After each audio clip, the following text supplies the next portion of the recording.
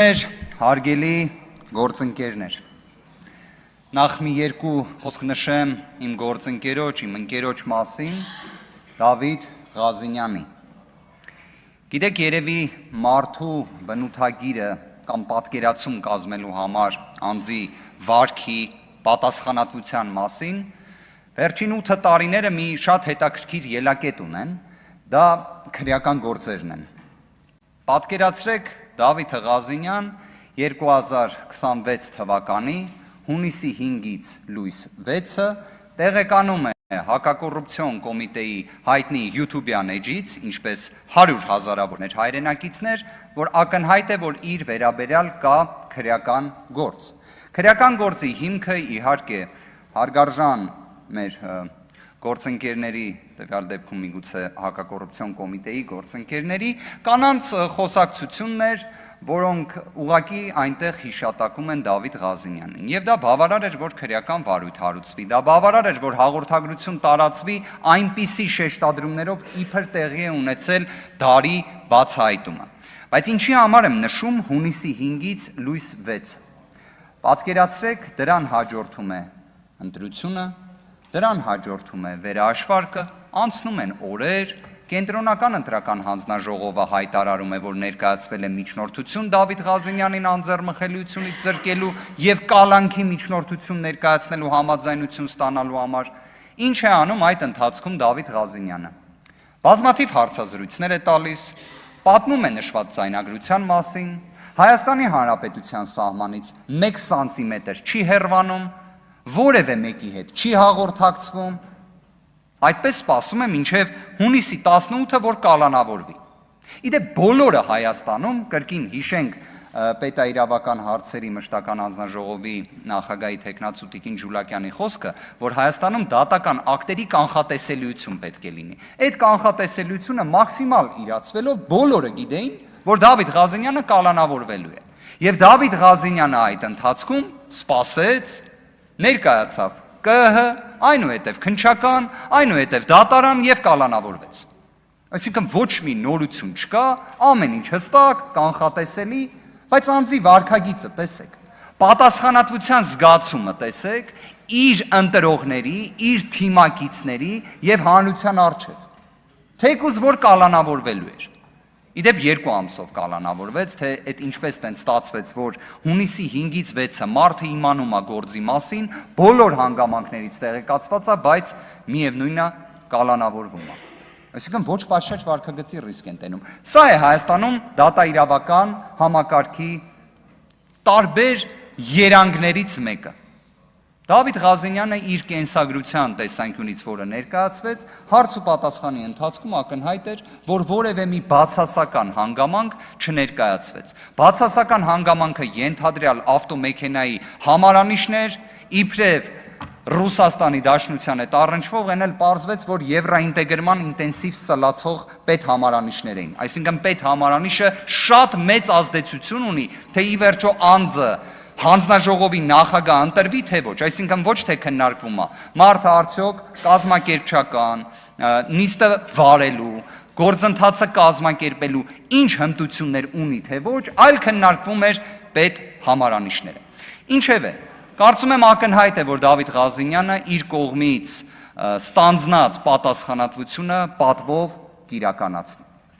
Իդեպ քրեական վարույթի հետ կապված էլ ամեն դեպքում ես այդ շեշտադրումը կատարեցի, հիմա էլ բոլոր դեպքերում ընդգծեմ, Դավիթ Ղազինյանը ապօրինի քաղաքական բնույթի կալանքից ազատվել է։ Անձին կալանքից հետո կրկին կալանավորելու հարց բարձրացնելու համար պետք է լինի նոր էական հանգամանք կոնկրետ գործով, ոչ պատշաճ վարքագծի տեսանկյունից։ Իսկ այստեղ կարծում եմ նշված ռիսկ իսպառ բացառվում է։ Եթե իհարկե падգամավոր լինելը ինքնին ոչ պատշաճ վարքագիծ չի։ Կարծում եմ դեռ մեր իրավունքը նման նշաձող չի սահմանել։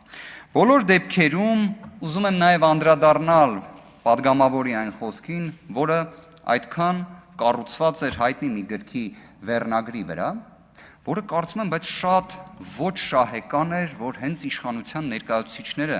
խոսեն դրա մասին։ Ի վերջո, ես կարծում եմ, թքած ունենալու մասին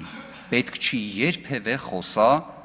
որևէ մի վերջին 8 տարվա պատասխանատվությունը կրող իշխանության ներկայացուցիչ։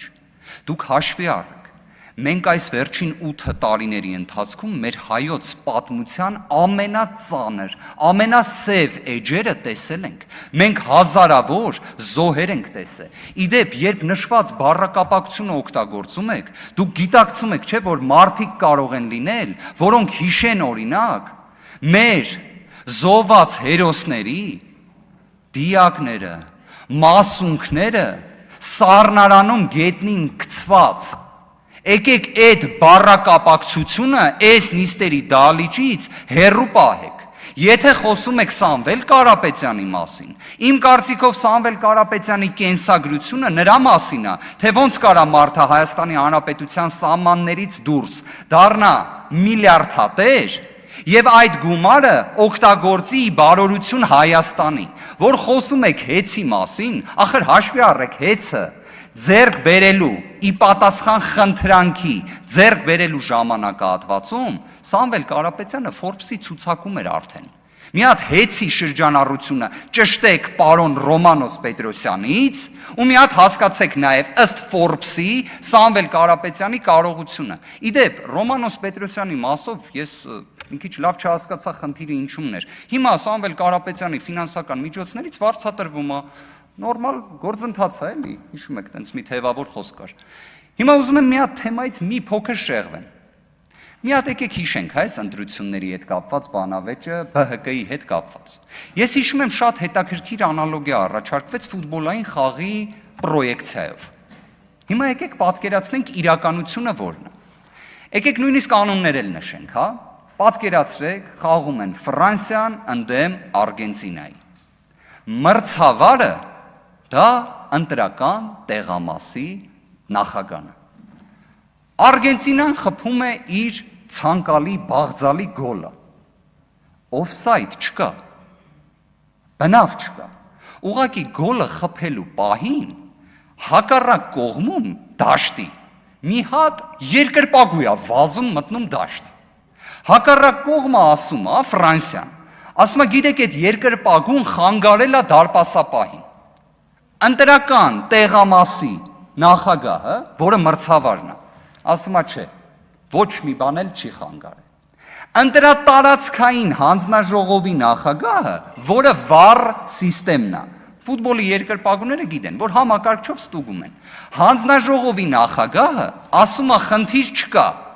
Գոլը պատշաճ է, ամեն ինչ նորմալ է, բոլորին ասում են ստեսություն, ֆուտբոլիստները իրար հետ գրկախառնվում են, գնում են ամեն մեկը